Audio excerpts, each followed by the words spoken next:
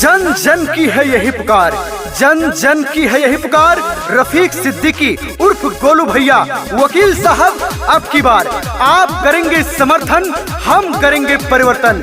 नई सोच, नया उम्मीदवार, ग्राम सभा परसोना खुर्द से प्रधान पद के प्रत्याशी, संघर्षशील, कर्मठ, ईमानदार प्रत्याशी आपके अपने रफीक सिद्दीकी उर्फ गोलू भैया वकील साहब को इस बार अपना प्रधान बनाना है।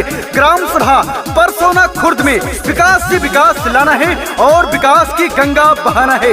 जन जन की है यही पुकार, गोलू भैया अब की बार। रफीक सिद्दीकी जी बहुत दिलेर हैं, परसोना खुर्द के ये बब्बर शेर हैं, परसोना खुर्द के ये बब्बर शेर हैं। रफीक सिद्दीकी जी बहुत दिलेर हैं, परसोना खुर्द के ये बब्बर शेर हैं। सारी जनता ने अब की ये ठाना है, गोलू भैया को अब की जिताना है।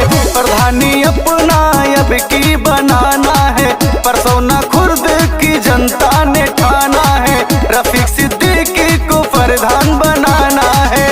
ग्राम सभा परसोना के मान सम्मान स्वाभिमान उतर पड़े हैं मैदान में, आप सभी जनता जनार्दन के सम्मान में। तो भाइयों बहनों याद रखिए, इस बार किसी के झांसे, किसी के बहकावे में नहीं आना है। अपना प्रधान सिर्फ और सिर्फ रफीक सिद्दीकी उर्फ गोलू भैया वकील साहब को बनाना है और अपने क्षेत्र में विकास से विकास लाना है और विकास की रफ्तार को आगे लेकर के जाना है।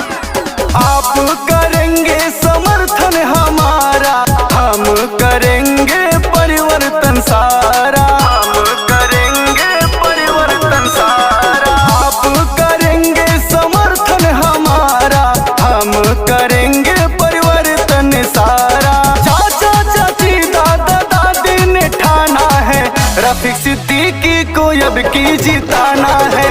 प्रधानी अपना अब की बनाना है, परसोना खुर्द की जनता ने ठाना है, रफीक सिद्दीकी को अब की जिताना है। हमारे गोलू भैया का वादा है, अगर वो प्रधान बनते हैं तो हर पात्र व्यक्तियों को विधवा, विकलांग, वृद्धा पेंशन दिया जाएगा।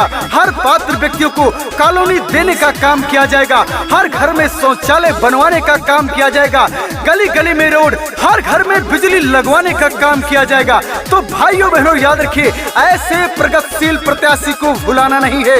इस बार परसोना खुर्द से अपना प्रधान बनाकर ग्राम सभा की किस्मत को बदल देना है। तो भाइयों बहनों याद रखिए, इस बार अपना प्रधान सिर्फ और सिर्फ रफीक सिद्दीकी उर्फ गोलू